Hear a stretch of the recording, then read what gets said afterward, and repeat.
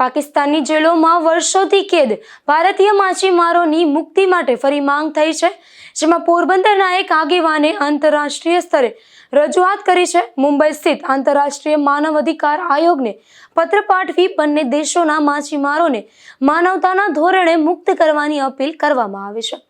પોરબંદરના આગેવાન દ્વારા મુંબઈ સ્થિત આંતરરાષ્ટ્રીય માનવ અધિકાર આયોગને પત્ર પાઠવી પાકિસ્તાનની જેલોમાં છેલ્લા 6 વર્ષથી કેદ 200થી વધુ ભારતીય માછીમારોને તાત્કાલિક મુક્ત કરાવવા રજૂઆત કરવામાં આવી છે. સાથે જ ભારતની વિવિધ જેલોમાં બંધ પાકિસ્તાની માછીમારોને પણ માનવતાના ધોરણે મુક્ત કરવાની માંગ કરવામાં આવી છે. પત્રમાં આંતરરાષ્ટ્રીય સમુદ્ર કાયદા અને યુનાઇટેડ નેશન્સ કન્વેન્શનના નિયમોનો હવાલો આપતા જણાવાયું છે કે દરિયાઈ સીમા અજાણતા ઓળંગવાના કિસ્સામાં માછીમારોને જેલમાં રાખવાને બદલે ચેતવણી આપી મુક્ત કરવા જોઈએ. રજૂઆતમાં જણાવાયું છે કે ભારત અને પાકિસ્તાન વચ્ચેના તણાવના કારણે ગરીબ માછીમારો વર્ષો સુધી જેલમાં કેદ રહે છે, જેના કારણે તેમના પરિવારોને ભારે આર્થિક અને માનસિક મુશ્કેલીનો સામનો કરવો પડે છે.